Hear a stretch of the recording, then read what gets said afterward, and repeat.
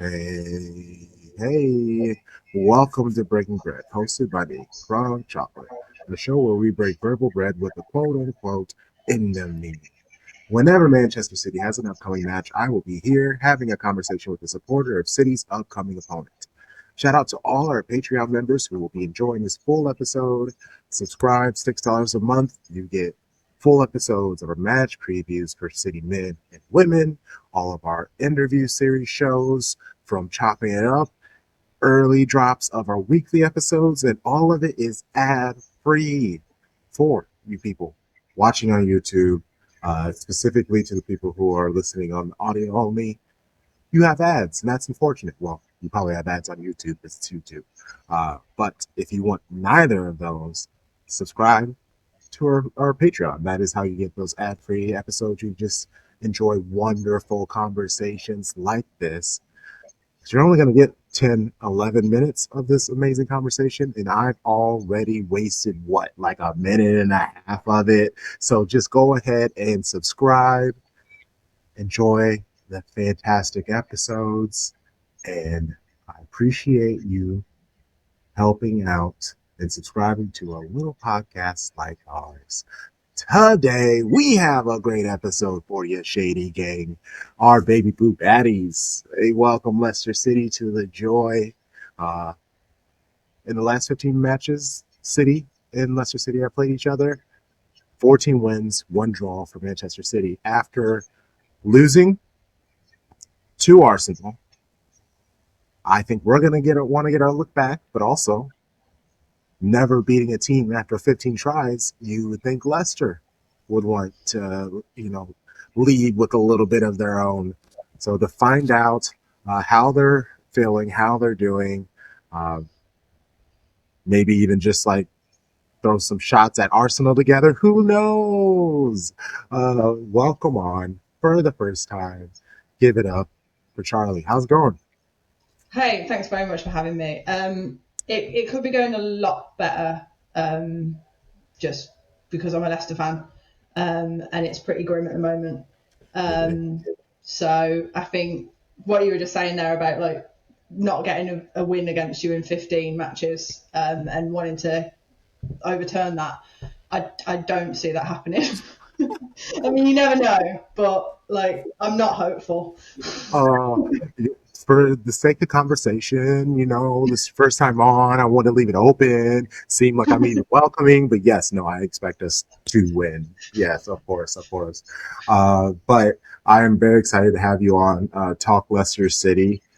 Uh, I'm not gonna lie, I am not a fan of Liverpool because their manager is their manager at the current moment, and yeah, I'm not a big fan of how he really handled anything in this club.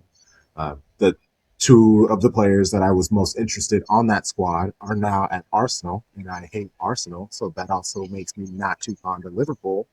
I wanted them out of here. I wanted them relegated. I hope y'all are able to figure something out.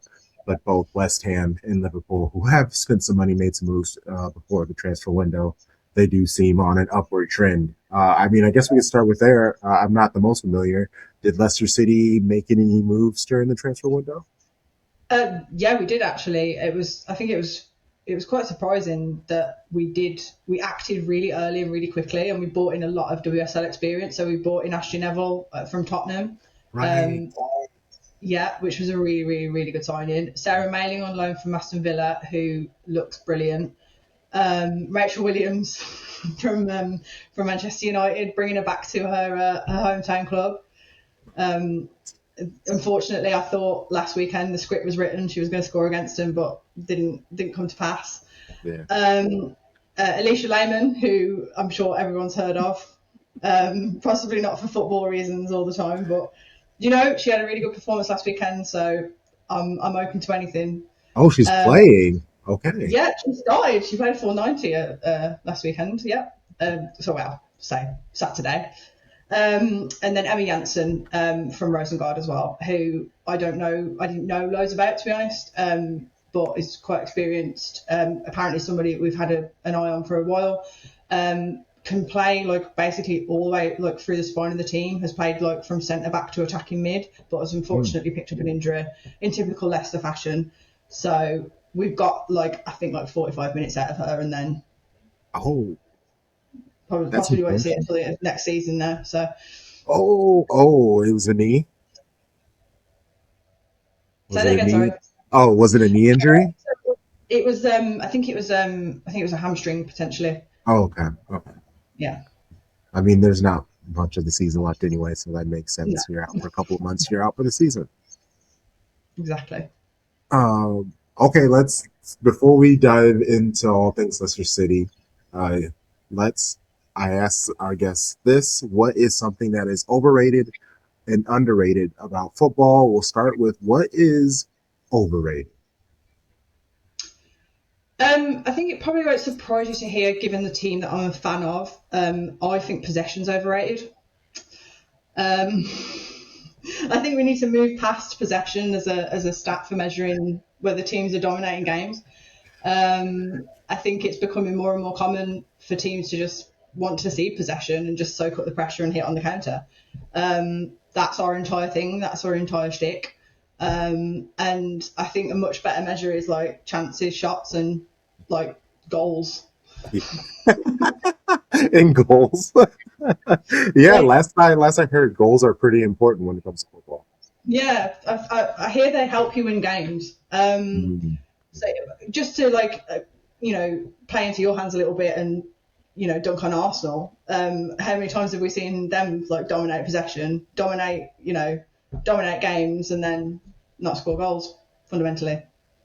And honestly, I'm with you as a City fan. I know possession is uh, important to the club, and more so on the men's side. But I always talk about if we have any more, and I hate having this much, but any more than 65% of possession, that's when I know we're playing our worst because they're just like they don't see anything what's going on. Well, usually anywhere between 63% and up, I'm terrified we're going to lose because that means they don't know what they're going to do. They're going to press people forward. We're going to get smashed on the counter. Uh, Donnarumma has helped me with those fears a little bit, but he's silly in his own ways. With the women, last season, same thing with the previous manager. He loved some possession, but everyone kind of understood what type of football he wanted to play, especially at Man City. That got us nowhere. New guy, Jeggy, big fan of him. Uh, he obviously has the City playing very well. I didn't know what to expect either. I know he's had success. He's won, well, what became the Women's Champions League. I feel like it was called something else, but he's won the Women's Champions League. He's won his league a couple times, but that was like 20 years ago. Oh, it's like, what can he do now? Apparently, loads. Big fan of him, and one of like there were many things that he said that made me be like, all right, things are different. We have change. It was him and even the players being like, if we need to, we'll just bypass midfield. We'll knock it long. We'll change things up. I was just like, what is this? And so we're being mindful. Yes, we have the amazing midfield players to ping the ball around. We can pass, but sometimes hitting along the long hip to Carolyn to Bunny, it's pretty effective. For sure, yeah, for sure. And what a nice like luxury to fall back on as well if you do need to play through the midfield. Oh, it's only you Hasegawa. Oh man, it's All they need hey, is someone to just lay the ball off. She'll do. just let her do whatever. Like she is. We do watch alongs for all the games, and I the way that we yell Yui at least 4 times a match, we're just like Yui, and if we I mean, only say I'm not even a City fan. I love watching her. Like, it, and yeah, that is really something we hear a lot from many people. Just respect to Yui, she's incredibly talented. That was one of the funniest things when Grace Clinton came to City because there's a trade and all the United fans were like, haha, you had to play for her. And then we see the interviews, past interviews, where on multiple like interviews, Clinton referred to Yui Hasegawa either being like the best player in the world or her favorite player. He's like, okay, you can have Jess Park. We trust me, it hurt, but they both filled a void on the clubs that they went to.